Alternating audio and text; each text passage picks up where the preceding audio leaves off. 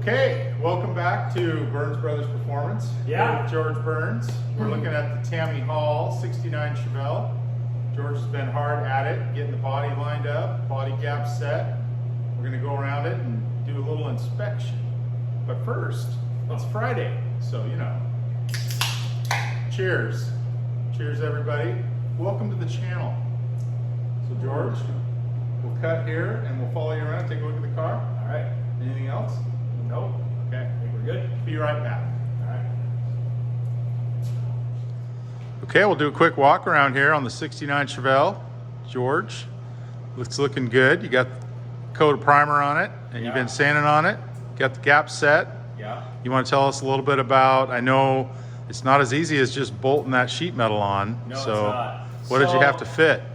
So yeah, you know, spent a good amount of time putting the doors on it and the fenders on it and setting the gaps. You know, I had to do a little cutting and welding and adding material to the gaps on the fenders, the doors, the hood, one side of the deck lid. Yeah, I finally got all the gaps set and started all the body work and got all the body work done for the most part, and then actually shot it with polyester primer. I want to give a shout out to Joe Miller for coming down and helping me out with the polyester primer and a little coaching on a few things. And like, I never really thought about using the polyester primer, but apparently it was the right thing to do. Instead of doing the 2K primer first. So we did the polyester primer, and then this next round will be 2K. And yes, I do write "do not touch" on the car because you never know when someone's going to come in here and want to put their fingers all over the thing. And you know, if anybody's painted a car, they know that could be detrimental to your paint job, even if you do use wax and grease remover. So Those visitors. So yeah, the trunk lid, you had to stretch one of the sides? actually, yeah. So I got a different deck lid from the one that originally came on the car. This is another original deck lid, but I actually had to add an 1/8 of an inch to this side, which the original deck lid, I did the same thing. So they were both the same way. So I don't know if it's just a deal with this car or whatnot. You know, I mean, these cars weren't meant from the factory to be perfect, so they kind of slammed them together. And anyway, I had to add an 1/8 of an inch to this side of the deck lid right here. And that's a GM deck lid. So is there Yes. anything on this car that is aftermarket Taiwan? Just the hood. Just the hood. Okay. Only the hood, because we switched from the SS hood, which I have the original SS hood off of this car, but we switched to a cowl induction hood per Tammy's request. So this hood is aftermarket.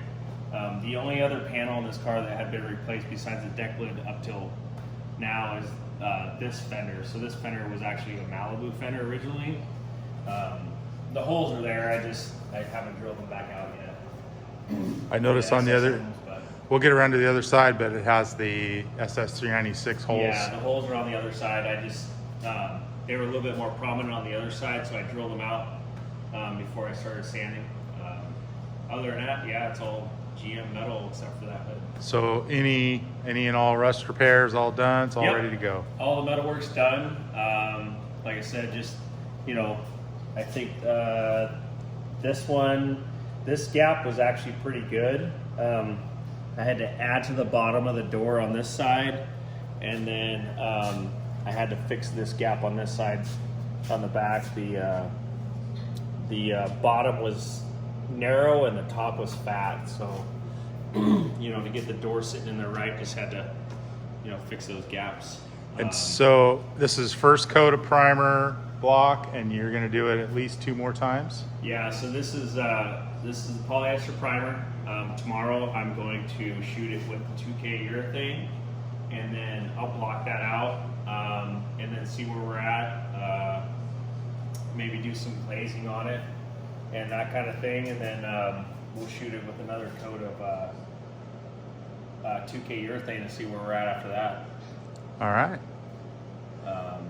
But yeah, I just, you know, I'm not a professional body man. I will tell everybody I don't do body work.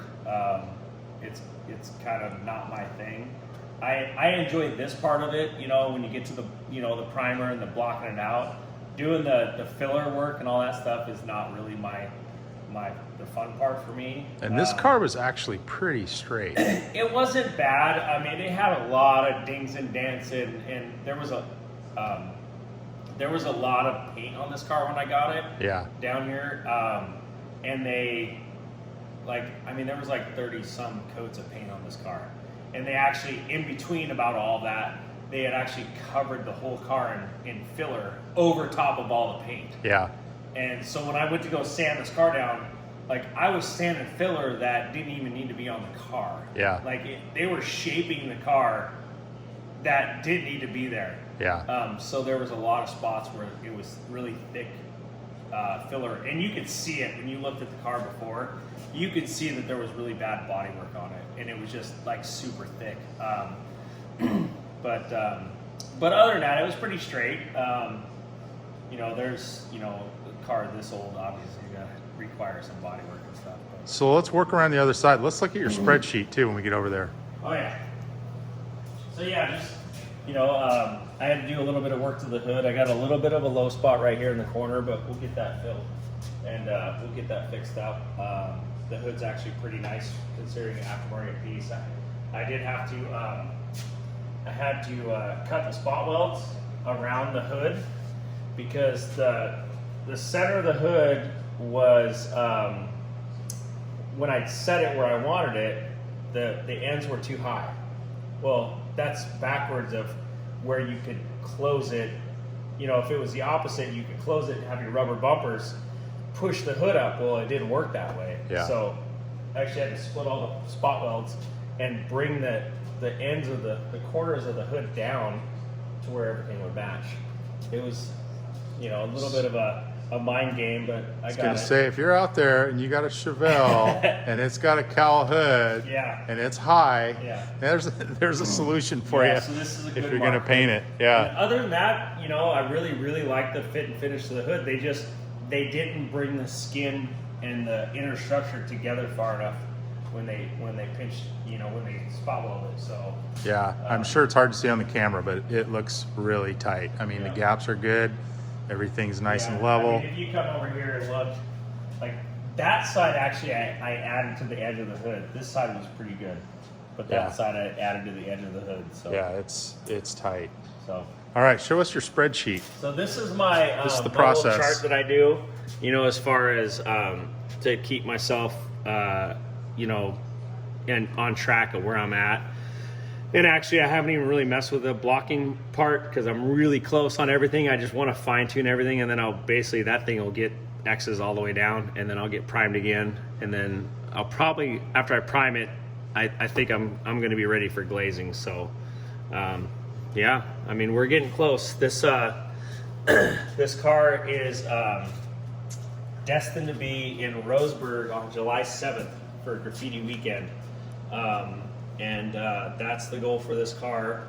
So the plan is to paint it the first weekend of June, taking it up to Beaverton and painting it up there, and then I'll get it all painted, and then it'll go to Albany to Tim's Top Shop on the first Monday in June to get the headliner put in it, and basically after that it's blow and go, bolt it together and get it running, and you know, bleed the brakes and all that good stuff, and get the interior in it, and all the trim. So come on down, graffiti weekend. Yes, they actually moved the show this year. So it used to be at River Forks Park for eternity. You know, I've been going there for 24 or 5 years, and it's always been at River Forks Park, and they moved it to a winery that is actually just up the road from there. So this So year, Tammy likes wine. Did they do it just for Tammy? probably, Yeah. I think so.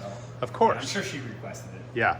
But yeah, I guess there was a little discrepancy with the parking, paid parking there at the park. So they're going to change it up, which is, you know, it's good. It'll be a nice change of pace, you know, different venue. So be kind of fun. But Yeah, if you've never been to Roseburg for graffiti nights, you're missing out. The whole town gets behind it. It's Yeah. just a great time. and it's cool because it's like all different kinds of cars.